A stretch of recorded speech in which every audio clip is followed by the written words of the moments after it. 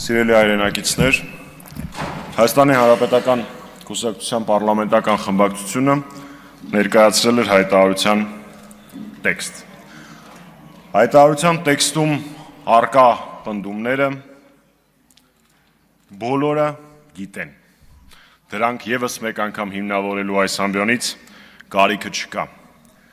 Տեղի ունեցան այդ հայտարարության շուրջ նաև լսումներ, որոնք ապահովեցին հանրային դաշտի ընդդիմադիր հանրային դաշտի գրեթե ամբողջական կոնսոլիդացիա, թե խորհրդարանական եւ թե արտախորհրդարանական ուժերի շրջանում։ Հատկանշական է մի փաստ, որ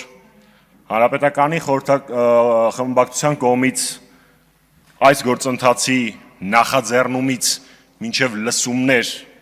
ժամանակահատվածում տեղի ունեցան մի շարք մեր երկրի համար վտանգավոր, իսկ որոշ դեպքերում նաև հանդառնելիությամբ վտանգավոր իրադարձություններ։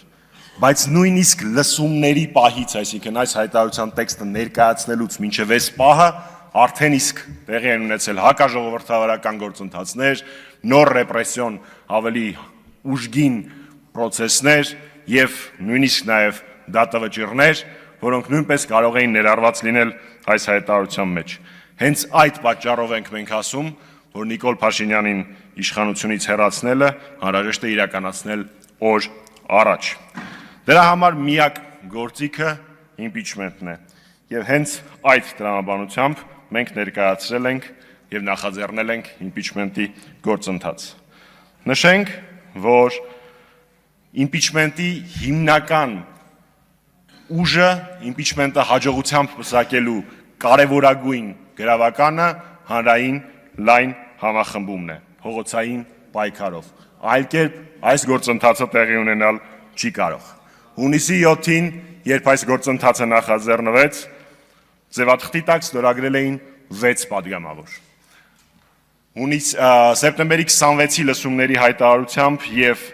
հոկտեմբերի 8-ին արդեն փաստացի այդ ձևաթղթի տակ արդեն իսկ արկա է 34 ստորագրություն։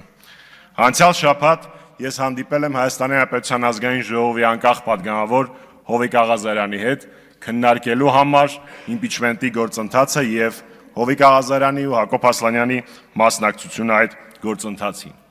Այս պայդրությամբ կարող եմ հայտարարել, որ Հովիկ Աղազարյանը եւ Հակոբ Ասլանյանը չեն խոչընդոտելու իմպիչմենտի գործընթացին